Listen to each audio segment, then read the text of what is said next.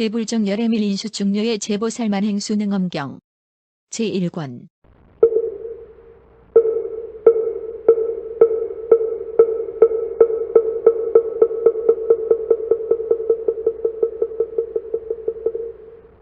너는 자세히 살펴보아라. 달은 하늘에서 떠오르고 구슬 소바는 손에 잡혀있고 구슬 안에 물을 받는 소바는 그 사람이 펴놓은 것인데 물은 어디로부터 와서 여기까지 흘러들었느냐.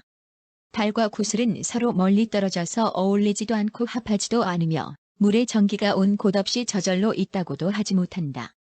너는 오히려 열애장 안에 성품이 물인 진실한 공과 성품이 공인 진실한 물이 본래 그대로 청정하여 법계에 두루 원만한 가운데 중생의 마음을 따라 각자의 아는 능력에 응하는 이치를 모르고 있느니라. 한 곳에서 구슬을 잡으면 한 곳에서 물이 나오고 법계에서 두루 구슬을 잡으면 법계에 가득 물이 생길 텐데 어찌 따로 장소가 있겠느냐. 업을 좇아서 출현하는 것을 세상 사람들은 무지하여 인연과 자연의 본질로 잘못 알고 있느니라.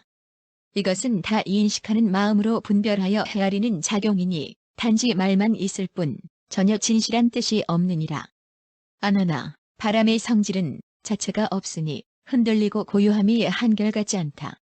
내가 항상 법의를 바로 고쳐 입고 대중의 모임에 들어갈 때마다 승갈이 자락이 흔들리면 그 흔들림이 옆 사람에게 닿아서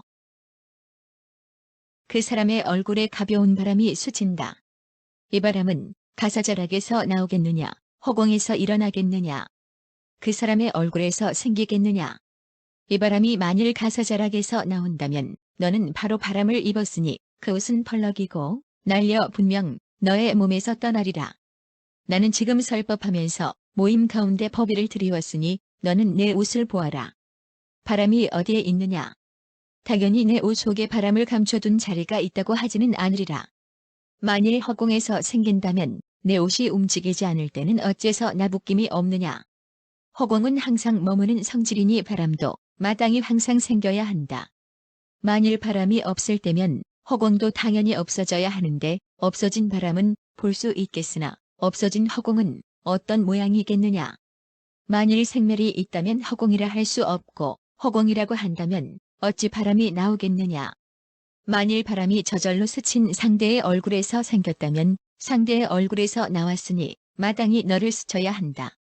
너 자신이 옷을 고쳐 입었는데 어째서 거꾸로 상대를 스쳐간 것이냐. 너는 자세히 살펴보아라. 옷을 고쳐 입은 것은 너이고 얼굴은 저 사람에게 있으며 허공은 고요하여 흔들려 흐르는 것과 상관이 없는데 바람은 어디로부터 불어와서 여기를 흔드는 것이냐. 바람과 허공은 성질이 달라서 어울리지도 않고 합하지도 않으며 바람의 성질이 온 곳 없이 저절로 있다고도 하지 못한다. 너는 전혀 열애장 안에 성품이 바람인 진실한 공과 성품이 공인 진실한 바람이 본래 그대로 청정하여 법계에 두루 원만한 가운데 중생의 마음을 따라 각자의 아는 능력에 응하는 이치를 모르고 있느니라. 안하나 너 한 사람이 옷을 가볍게 펄럭이면 가벼운 바람이 일고 법계에서 두루 펄럭이면 국토 가득 생겨서 세간에 두루 가득할 텐데 어찌 따로 장소가 있겠느냐. 업을 좇아서 출현하는 것을 세상 사람들은 무지하여 인연과 자연의 성질로 잘못 알고 있느니라. 이것은 모두 인식하는 마음으로 분별하여 헤아리는 작용이니 단지 말만 있을 뿐 전혀 진실한 뜻이 없느니라. 안하나 허공의 성질은 형상이 없으므로 물체로 인하여 드러나느니라. 신라벌성 안의 강과 멀리 떨어진 곳에서 찰자리와 바라문과 비사와 수타와 전타라들이 살 집을 새로 세우려고 우물을 파서 물을 구할 때 흙이 한 자쯤 나오면 그 자리에 한 자의 허공이 생기고 이렇게 흙이 한 길 나오면 중간에 다시 한 길의 허공이 생기는데 허공의 얕고 깊음은 나오는 흙의 많고 적음에 달려있느니라. 이 허공은 흙 때문에 나오겠느냐, 파냄 때문에 나오겠느냐, 원인 없이 저절로 생기겠느냐. 안하나 만일 이 허공이 원인 없이 저절로 생긴다면 흙을 파기 전에는 어찌하여 막혀서 오직 대지만 볼 뿐 멀리 환하게 통하지 않았느냐. 만일 흙 때문에 나온다면 흙이 나올 때는 마땅히 들어가는 허공을 보아야 하며 만일 흙이 먼저 나오는데 들어가는 허공이 없다면 어찌 허공이 흙 때문에 나온다고 하겠느냐. 만일 나오고 들어가지 않는다면 마땅히 허공과 흙은 원래 다른 원인이 없어야 한다. 다르지 않다면 같은 것인데 흙이 나올 때 어째서 허공이 나오지 않느냐. 만일 파냄 때문에 나온다면 파는 자체로 허공만 나오고 당연히 흙은 나오지 않아야 하며, 파냄 때문에 나오지 않는다면 팔 때마다 저절로 흙만 나와야 하는데 어째서 허공을 보는 것이냐. 너는 다시 조심하고 주의해서 자세히 관찰하여라. 파는 기구는 사람의 손에서 방향을 따라 운전하고 흙은 땅을 따라 옮기는데 이러한 허공은 무엇을 근거로 나오겠느냐. 파냄과 허공의 허와 실은 서로 작용하지 않아서 어울리지도 않고 합하지도 않으며 허공이 온 곳 없이 저절로 나온다고도 하지 못한다. 만일 허공의 성질이 두루 원만하여 본래 동요하지 않는다면 마땅히 알아야 한다. 현재 눈앞에 흙과 물과 불과 바람과 함께 다섯 요소라고 하며 성품이 진실하고 원만하고 융통한 열애장으로서 본래 생멸이 없는 자리이니라. 아나나, 너는 마음이 혼미하여 내 요소가 원래 열애장인 줄을 깨닫지 못하고 있으니 바로 허공을 보아라. 나오겠느냐 들어가겠느냐, 나오지도 들어가지도 않겠느냐. 너는 전혀 열애장 안에 성품이 깨달음인 진실한 공과 성품이 공인 진실한 깨달음이 본래 그대로 청정하여 법계에 두루 원만한 가운데 중생의 마음을 따라 각자의 아는 능력에 응하는 이치를 모르고 있느니라. 아나나, 한 우물이 공하면 허공이 한 우물만큼 생기듯 시방의 허공도 이와 같은데 시방의 원만한 허공이 어찌 따로 장소가 있겠느냐. 업을 좇아서 출현하는 것을 세상 사람들은 무지하여 인연과 자연의 본질로 잘못 알고 있느니라. 이것은 모두 인식하는 마음이 분별하여 헤아리는 작용이니 단지 말만 있을 뿐 전혀 진실한 뜻이 없느니라. 아나나, 눈에 보는 작용에는 아는 작용이 없으니 색과 공을 따라서 아는 작용이 생기느니라. 내가 지금 기타림에 있어도 아침이면 밝고 저녁이면 어두워지며 가령 밤중일지라도 보름이면 밝고 금음이면 캄캄하다. 이러한 밝고 어두운 경계를 따라 보는 작용이 가려내고 있으니 이 보는 작용은 밝고 어두운 모양과 넓은 허공과 더불어 동일체이겠느냐. 동일체가 아니겠느냐. 혹은 같기도 하고 같지 않기도 하겠느냐. 혹은 다르기도 하고 다르지 않기도 하겠느냐. 아나나, 만일 이 보는 작용이 밝음과 어둠과 넓은 허공과 더불어 원래 일체라면 밝음과 어둠의 두 체는 서로 없어져서 어두울 때는 밝음이 없고 밝을 때는 어둠이 없으리라.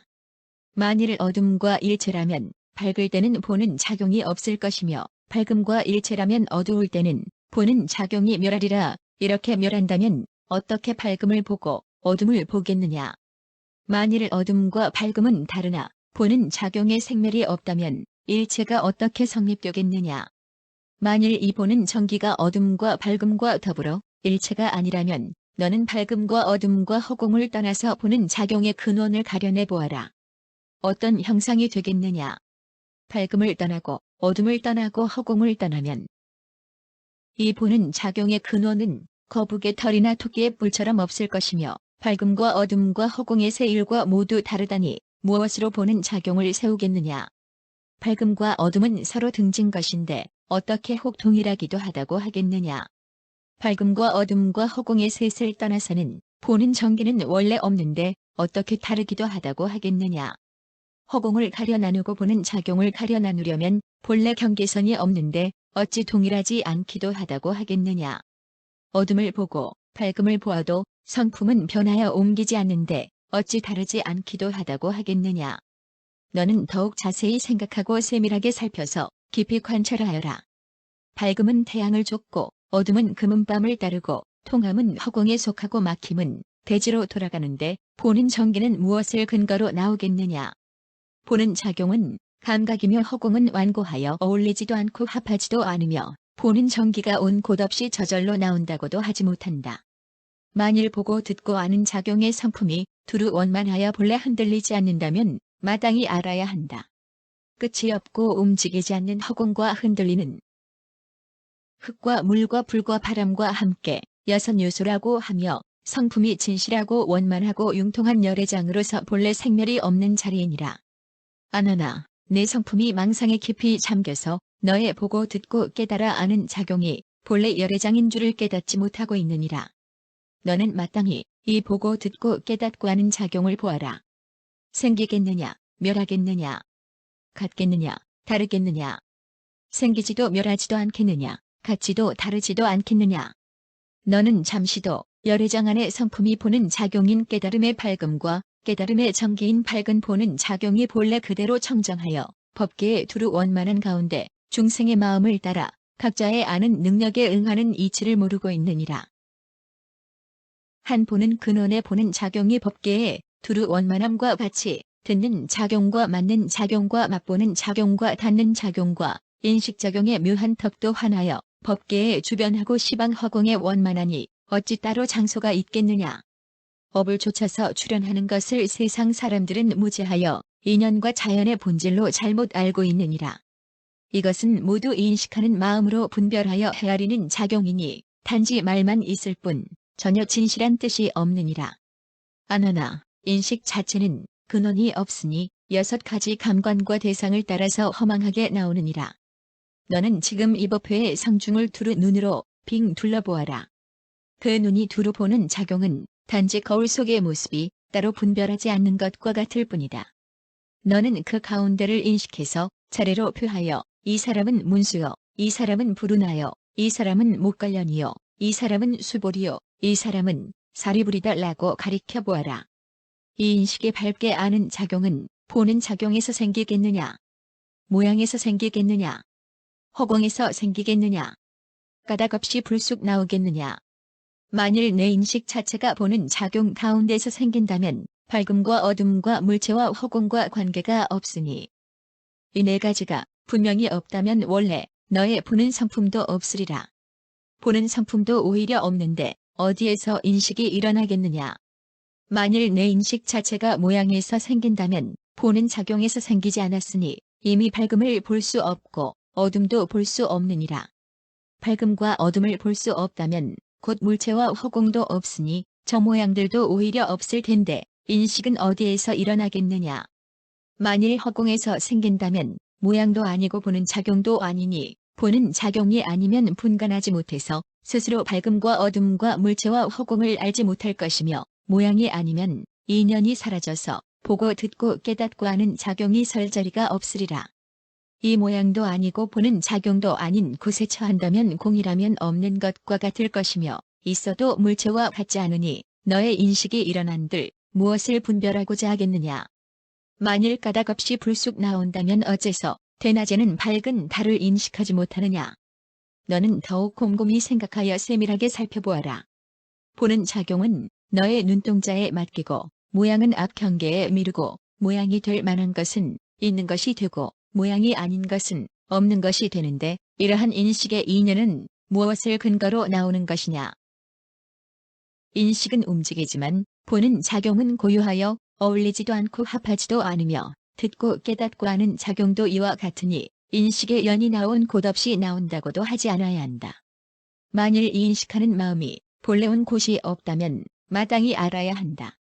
분별하고 보고 듣고 깨닫고 하는 작용이 원만하고 고요하여 그 성품이 온 곳이 없으니 저 허공과 흙과 물과 불과 바람을 겸하여 함께 7 요소라고 하며 성품이 진실하고 원만하고 융통한 열애장으로서 생멸이 없는 자리이니라. 안하나 너는 마음이 거칠고 들떠서 보고 듣고 밝히고 아는 작용이 열애장인 줄을 깨닫지 못하고 있느니라.